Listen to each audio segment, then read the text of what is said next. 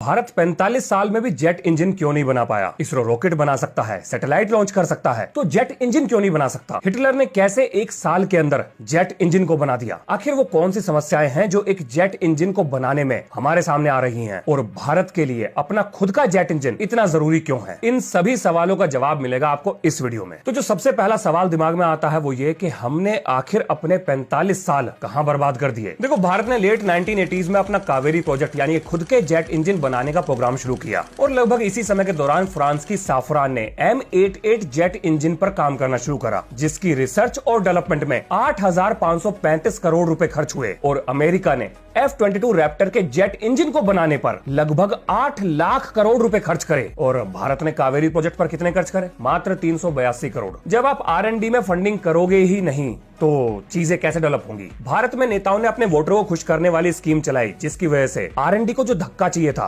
Push चाहिए था, वो कभी मिला ही नहीं। और आज भी फ्री राशन, मैया दीदी बहना योजना के नाम पर हजारों करोड़ रुपए खर्च किए जा रहे हैं। और ये कहानी सिर्फ एक दो राज्य की नहीं, बल्कि ये काम पूरे देश में हो रहा है। लेकिन R&D और साइंस के नाम पर पैसे है ही नहीं। इसके अलावा 1974 और 1998 में जब हमने न्यूक्लियर टेस्ट किए तो दुनिया ने हमारे ऊपर टेक्नोलॉजिकल एम्बार्गो लगा दिया। यानी हम पैसे दे सकते थे, लेकिन दुनिया के एलीट क्लास को, वो देश जो अपने आप को टेक्नोलॉजिकल एडवांस मानते हैं, उन्होंने ये कहकर हमें टेक्नोलॉजी देने से मना कर दिया कि हम इस तकनीक के लायक नहीं हैं। अब बताइए, क्या पैसे से सब कुछ खरीदा जा सकता है? नहीं जनाब, हमारे पास पैसे थे, हम देने को तैयार भी थे, लेकिन हमें टेक्नोलॉजी नहीं दी गई। भारत को ना मेटलर्जी मिली, ना हाई प्रिसिशन मशीन, ना टेस्टिंग इंफ्रास्ट्रक्चर, और बिना इन तीनों के जेट इंजन तो ना बनता। लेकिन यहाँ पर आपके दिमाग में ये सवाल भी आ सकता है कि 1945 में हिटलर के पास ये सारी चीजें कहां थी? तो उसने कैसे एक साल के अंदर जेट इंजन बना दिया? देखो, वर्ल्ड वॉर 2 के दौरान हिटलर की सेना को दुनिया में सबसे आगे निकलना था, तो इसी वजह से मिलिट्री साइंटिस्ट, इंजीनियर्स को अनलिमिटेड फंडिंग दी गई। जो साइंटिस्ट थे, इंजीनियर्स थे, उन्हें इस काम में झोंक दिया गया। हिटलर का कहना बिल्कुल साफ था, या तो इंजन बना कर दो या फिर गोली खाओ। वो लोग रिस्क लेने को तैयार थे, उनके पास और कोई रास्ता नहीं था। इसके अलावा युद्ध काल के दौरान जर्मनी ने एथिकल और मोरल बाउंड्रीज को भी तोड़ दिया, जो आज के समय करना संभव नहीं है। अब देखो, यहाँ पर आपके दिमाग में ये सवाल भी आ सकता है कि इसरो और DRDO जब ये दोनों मिलकर रॉकेट इंजन बना सकते हैं, सैटेलाइट लॉन्च कर सकते हैं, तो जेट इंजन बनाने में इतना लंबा समय क्यों लग गया? क्या जेट इंजन बनाना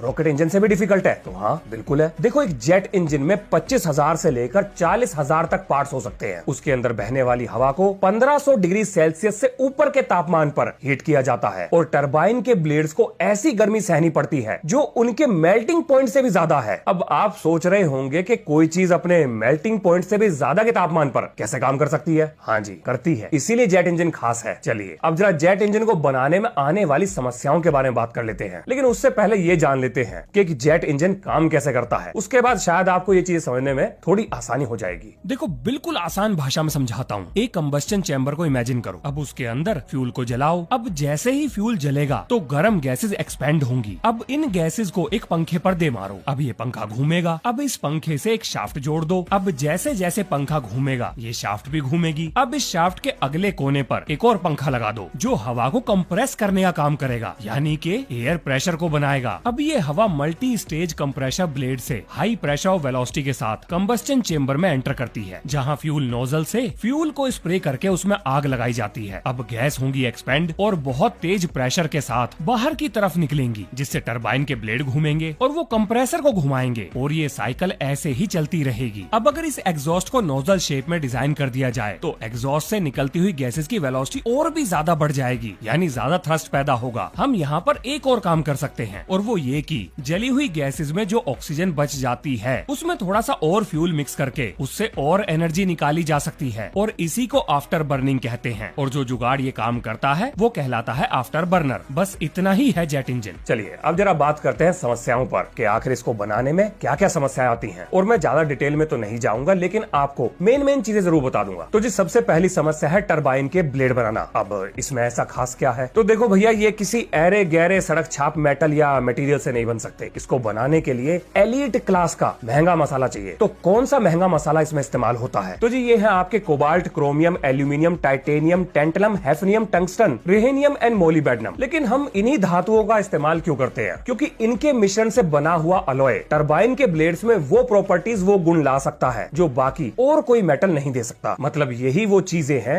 जो कि अपने मेल्टिंग पॉइंट से ऊपर के टेम्परेचर पर काम कर सकती हैं। तो आइए सब कुछ डिटेल में बताता हूं। देखो, टरबाइन के ब्लेड का मेल्टिंग पॉइंट है लगभग 1300 डिग्री सेल्सियस के आसपास, लेकिन जेट इंजन के अंदर तापमान लगभग 1700 डिग्री सेल्सियस से ऊपर ही रहता है। मतलब मैं एवरेज टेम्परेचर की बात कर रहा हूं। अब ये टरबाइन एक सेकंड में 10,000 से लेकर 25,000 बार घूम रही है, यानी हर एक ब्लेड पर लगभग 10 से 20 टन का फोर्स, खिंचाव महसूस हो रहा है। और ये इतनी ताकत है कि अगर टरबाइन का ब्लेड पिघला नहीं तो वैसे ही टूट जाएगा। तो चलिए सबसे पहले इसे टूटने से बचाते हैं और उसके बाद समझाता हूं कि ये अपने मेल्टिंग पॉइंट से ऊपर के तापमान पर कैसे काम करता है। देखो, जब कोई मेटल कास्ट किया जाता है तो उसके अंदर छोटे छोटे ग्रेन्स बनते हैं, यानी क्रिस्टल, और ये क्रिस्टल्स अलग अलग दिशाओं में बढ़ते हैं। अब ये माइक्रो क्रिस्टल्स एक दूसरे से जुड़कर जो बाउंड्री बनाते हैं उसे ग्रेन बाउंड्री कहते हैं। और कोई भी धातु जो कास्टिंग से बनाई जा रही है वो सबसे ज्यादा कमजोर इन्हीं ग्रेन बाउंड्रीज पर होती है। अब आप ये सोच रहे होंगे कि अगर ग्रेन बाउंड्रीज इतनी कमजोर होती हैं तो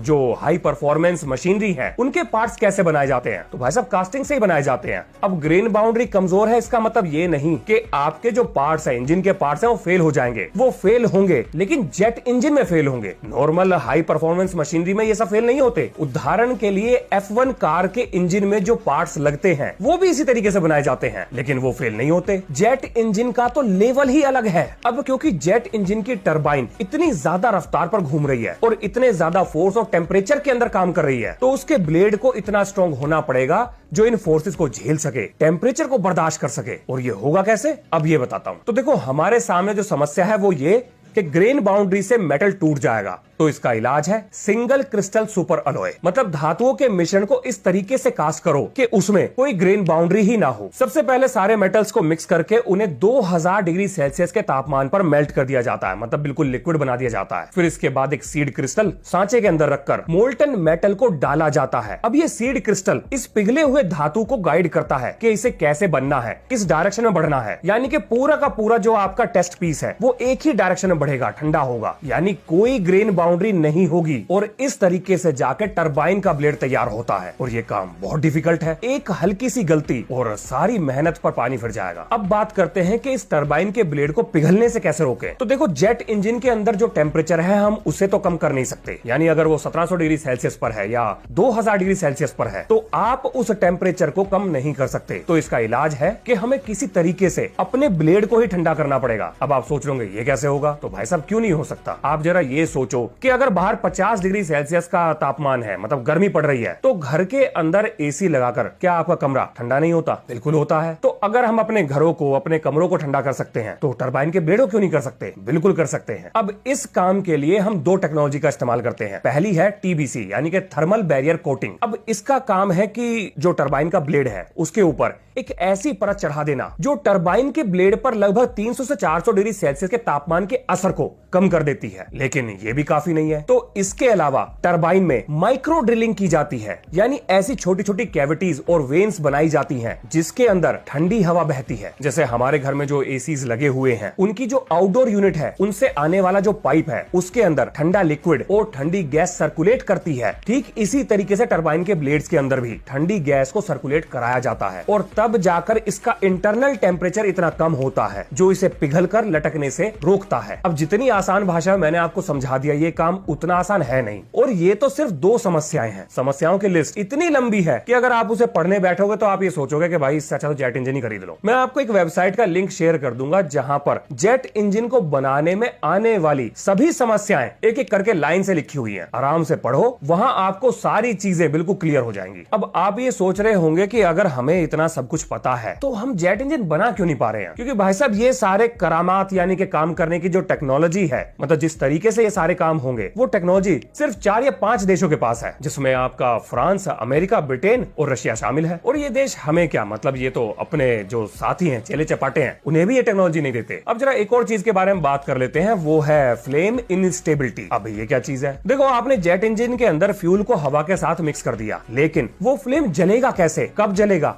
ये आप कैसे कंट्रोल करोगे? मतलब हवा और फ्यूल का मिक्सचर किस डायरेक्शन में फ्लेम को प्रोड्यूस करेगा, कहीं डेटोनेट तो ना कर जाए, मतलब धमाका तो ना हो जाए, ये हम कैसे कंट्रोल करेंगे? तो चलो इसको समझाने के लिए मैं आपको एक चीज दिखाता हूँ। ये बच्चे देखो, ये चाइनीज स्कूल के बच्चे एक एक्सपेरिमेंट कर रहे हैं जहां पर इन्होंने एक लिक्विड में आग लगाई। अब ये फ्लेम जो है अनस्टेबल है, मतलब कहीं भी किसी भी डायरेक्शन में जा रहा है, लेकिन जैसे ही इसके प्लेटफॉर्म को रोटेट किया गया ये फ्लेम स्टेबल हो गया और इसी को कहते हैं कंट्रोल्ड फ्लेमिंग। अब जेट इंजन सही से काम करे उसके लिए जरूरी है कि कंट्रोल्ड फ्लेम को बनाया जाए। मतलब हवा में आपका जेट इंजन उड़ रहा है और अचानक से उसका इंजन बंद पड़ जाए, फ्लेम ही बुझ जाए, तब आप क्या करोगे? तो ऐसी कोई घटना ना हो जाए, इसी के लिए फ्लेम को स्टेबल रखना जरूरी है। और यही वो कारण है जिसकी वजह से जेट इंजन के अंदर हवा को घुमाकर भेजा जाता है। इसके बाद आता है सबसे डिफिकल्ट पार्ट, मतलब एक ऐसी चीज जिसे बनाने में हमें अभी तक कामयाबी नहीं मिली है, और वो है जेट इंजन का दिमाग, यानी कि FADEC सिस्टम, FADEC, यानी कि full authority digital engine control. यही है इंजन का दिमाग, मतलब सारे फंक्शंस को यही कंट्रोल करता है। कितना फ्यूल जाएगा, इंजन कब स्टार्ट होगा, किस RPM पर शाफ्ट घूमेगी, प्रेशर, एयर फ्लो, एल्टीट्यूड,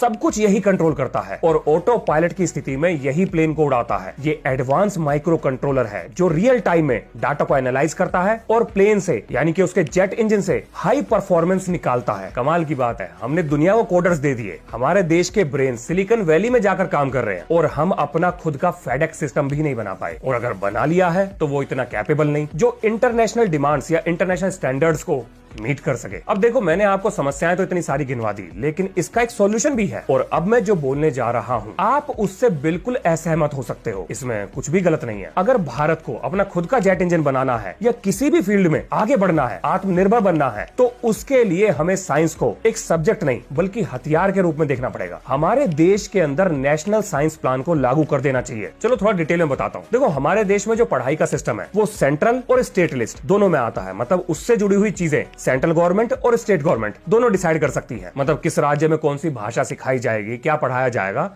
ये वहां का राज्य भी डिसाइड कर सकता है, और कुछ हद तक इसमें सेंट्रल गवर्नमेंट भी अपने सुझाव दे सकती है। तो अगर हमारे देश में नेशनल साइंस प्लान लागू कर दिया जाता है तो ऐसा होने पर क्लास 10 से ही बच्चों को एक जेट इंजन के बेसिक्स के बारे में, मतलब वो 4 स्टेजेस में कैसे काम करता है, कम से कम ये तो पढ़ाया ही जा सकता है। अब इससे होगा ये कि बच्चों के दिमाग में बहुत शुरुआती स्टेज में ही साइंटिफिक चीजों के प्रति क्यूरियोसिटी डेवलप होगी, यानी ये वो भविष्य के बीज होंगे जो बाद में चलकर हो सकता है देश को नई ऊंचाइयों पर ले जाए। इसके अलावा ISRO, DRDO, BARC, IITs, NITs, IISER के जो प्रोफेसर हैं, जो रिटायर्ड टीचर्स हैं, उनको नेशनल टीवी पर या फिर रेडियो पर आकर बच्चों को समझाना चाहिए कि वो लोग कैसे काम करते हैं, चीजें कैसे डेवलप होती हैं, टेक्नोलॉजी कैसे बनाई जाती है, एक वैज्ञानिक कैसे सोचता है, कैसे प्रॉब्लम्स के सॉल्यूशन निकालता है, ताकि देश के बच्चों के अंदर एक साइंटिफिक माइंड डेवलप हो सके। अब जिसका भी इंटरेस्ट होगा वो इन चीजों के बारे में सुनेगा, इनके बारे में पढ़ेगा, और तब जाकर देश आगे बढ़ेगा। और अगर मैं कावेरी प्रोजेक्ट की बात करूं तो सरकार को एक ऐसी वेबसाइट बनानी चाहिए जिसमें कावेरी प्रोजेक्ट से जुड़ी हुई डिटेल्स हो, मतलब ऐसी डिटेल जिसमें समस्याओं के बारे में बताया गया हो कि भाई जेट इंजन को बनाने में ये समस्याएं आ रही है। अब हमारे देश का कोई भी नागरिक अपने आधार कार्ड से उसके अंदर रजिस्टर करके उन समस्याओं को पढ़ सके, और अगर उसके पास कोई आइडिया हो तो उसे वो वहां पर सबमिट कर सके। अब ये वेबसाइट AI के द्वारा कंट्रोल की जाएगी, मतलब एक जैसे जो सॉल्यूशंस होंगे, मतलब मैंने भी कोई सलाह दी, आपने भी कोई सलाह दी,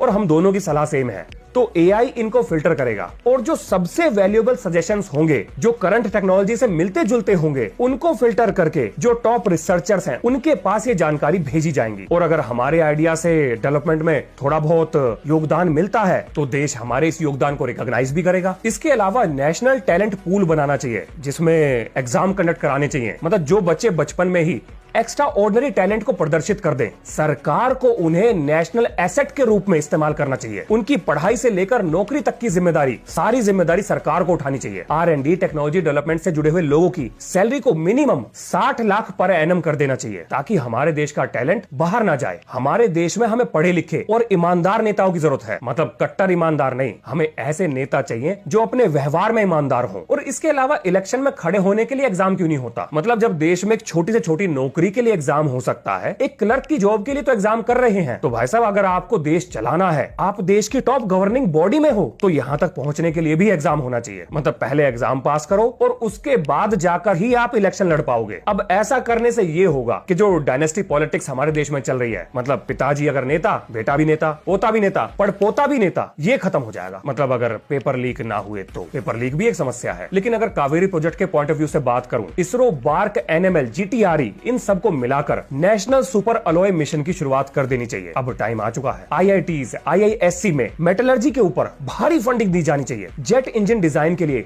डेडिकेटेड कोर टीम बनानी चाहिए। हमें भी अमेरिका की तरह स्कंक मॉडल पर काम करना चाहिए। ये वही मॉडल है जिसने अमेरिका को B-2 बॉम्बर और SR-71 ब्लैकबर्ड दिया है। जब ये चीज अमेरिका के लिए काम कर सकती है तो हमारे लिए भी करेगी। हमें फेडेक्स सिस्टम और सेंसर्स में इंडिजीनियस कैपेबिलिटी डेवलप करनी ही होगी और इसके लिए R&D में भारी इन्वेस्टमेंट चाहिए। इसके अलावा हमें अपने टेस्टिंग इंफ्रास्ट्रक्चर को भी अपग्रेड करना पड़ेगा। भारत के पास अभी तक high altitude high speed wind tunnels का प्रॉपर स्ट्रक्चर डेवलप नहीं हुआ है। हमारे देश में world class altitude test facility, shock tunnel और ब्लेड फेटिक टेस्टिंग लैब्स बनने चाहिए। इसके अलावा पब्लिक प्राइवेट पार्टनरशिप को बढ़ावा देना चाहिए। केवल सरकारी संस्थाओं के प्रयास से काम नहीं होगा। L&T, Tata aerospace, Godrej aerospace और भारत फोर्ज जैसी कंपनियों को इंजन कंपोनेंट बनाने के लिए इंसेंटिव देने चाहिए। इसके अलावा रोल्स रॉयस, साफरान जैसी कंपनियों के साथ टेक्नोलॉजी ट्रांसफर और जॉइंट वेंचर शुरू करना चाहिए। भारत में एरोस्पेस प्रोपल्शन इंजीनियरिंग में स्किल्ड मैन पावर की भारी कमी है और इसके लिए हमें अपने एजुकेशन सिस्टम में भारी बदलाव करने पड़ेंगे। यानी IITs, NITs, IISc में जेट प्रोपल्शन इंजीनियरिंग पर डेडिकेटेड मास्टर कोर्स और PhD प्रोग्राम की शुरुआत होनी चाहिए। इसके अलावा स्टूडेंट्स को पेड रिसर्च इंटर्नशिप भी देनी चाहिए। देखो, भारत को उसका जेट इंजन सिर्फ पैसे से नहीं मिलने वाला, बल्कि उसके लिए इकोसिस्टम चाहिए। अगर आज भारत की सरकार हिम्मत दिखाए तो हमारी युवा शक्ति में इतनी ताकत है जो मर चुके कावेरी इंजन की हड्डियों की राख से जेट इंजन को वापस खड़ा कर दे। एक देश को आगे बढ़ाने की जिम्मेदारी उसके हर एक नागरिक पर होती है और जो कोई भी जिस स्तर पर भी जो भी योगदान दे सकता है उसे देना चाहिए। मतलब बताओ, ऐसे हार्ड मास के पुतले का क्या फायदा जो अपने देश के काम ना आ सके। मतलब मैं अगर अपनी बात करूं तो मैं पढ़ा सकता हूं, तो मैंने इसी को अपना मिशन बना लिया कि मैं अपनी वीडियोस के माध्यम से लोगों के अंदर स्टेम सब्जेक्ट्स यानी कि साइंस, टेक्नोलॉजी, इंजीनियरिंग और मैथमेटिक्स को लेकर क्यूरियोसिटी डेवलप कर सकूं। और देखो जी, मैं तो मेरा काम करता रहूंगा और उम्मीद करता हूं कि हमारे देश के जो माननीय हैं, मतलब नेता हैं, उनके कानों तक मेरी बात पहुंचे और वो अपने कीमती समय में से थोड़ा सा समय निकालकर देश के डेवलपमेंट और साइंस के ऊपर भी संसद में बहस करें। बस मुझे यही आपसे कहना था। तो ये है इस वीडियो का अंत। मिलते हैं नेक्स्ट वीडियो में। जय हिंद, जय भारत।